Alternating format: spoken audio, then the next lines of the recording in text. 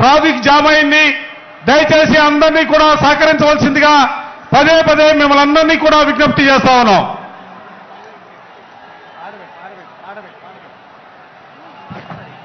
ఆ తర్వాత చెవిరెడ్డి భాస్కర్ రెడ్డి గారిని మాట్లాడవలసిందిగా రిక్వెస్ట్ చేస్తున్నాం.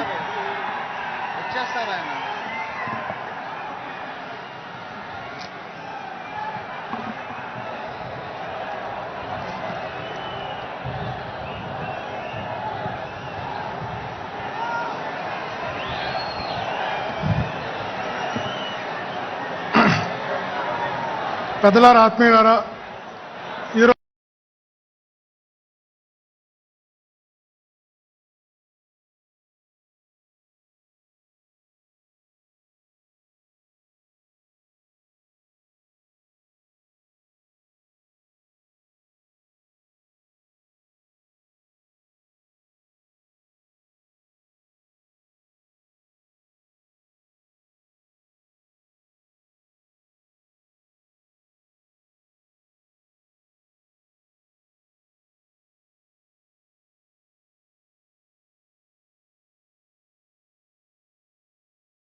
ఏదైతే ఈ రాష్ట్ర ప్రజలకు మంచి చేయాలని తలచాడో ఆ ఆశయాలు నెరవేర్చడానికి పుట్టినటువంటి కొడుకు జగన్మోహన్ రెడ్డి గారు మన నాయకుడని మనం గర్వంగా చెప్పొచ్చు. అందుకే ఆ రోజు మహానేత ఆలోచించినట్టు, మహానేత ఆశపడ్డట్టు రైతుల గురించి ఆలోచించాడు. రైతే ఈ రాష్ట్రానికి రాజని, రైతు లేకపోతే ఈ రాష్ట్రం లేదని, రైతు రాజ్యం రావాలని విత్తనాలు ఇచ్చినా, ఎరువులు ఇచ్చినా, వ్యవసాయ పనిముట్లు ఇచ్చినా 90% సబ్సిడీతో ఇస్తూ, రైతు భరోసా ఇస్తూ, ఊర్లో రైతు భరోసా కేంద్రాలు పెడుతూ రైతు రాజ్యాన్ని తీసుకొచ్చాడు మన ముఖ్యమంత్రి జగనన్న. మహిళల గురించి ఆలోచించాడు. ఏ మహిళ కూడా ఇంటికో వంటకో పరిమితం కాకూడదని, భర్తతో జీవిత భాగస్వామిగానే కాదు అన్నింటిలో సరి భాగస్వామి కావాలని ఉద్యోగాలు ఇచ్చిన, పదవులు ఇచ్చిన, కొలువులు ఇచ్చిన, స్థానిక ఏలుబడి ఇచ్చిన, ఏమిచ్చినా మహిళల పేరుతో ఇచ్చి మహిళా రాజ్యాన్ని తీసుకొచ్చినటువంటి నాయకుడు మన జగనన్నని మనం ఈరోజు గర్వంగా చెప్పొచ్చు. విద్యార్థుల గురించి ఆలోచించాడు. పేదంట్లో పుట్టే ప్రతి ప్రతిభావంతుడు, పేదంట్లో పుట్టే ప్రతి పిల్లవాడు ఉన్నత చదువులు చదవాలని, అంతర్జాతీయ చదువులు అవసరమైతే చదవాలని, నాడు నేడు బడుల ఆధునీకరణ నుంచి, విద్యా దీవెన నుంచి, వసతి దీవెన నుంచి, అమ్మఒడి నుంచి పిల్లలు తినే ఘోర ముద్ద వరకు తీసుకొచ్చి ఉన్నత విద్యను అందిస్తున్నటువంటి నాయకుడు మన నాయకుడని మనం గర్వంగా చెప్పొచ్చు. వితంతువుల గురించి, వృద్ధుల గురించి, వికలాంగుల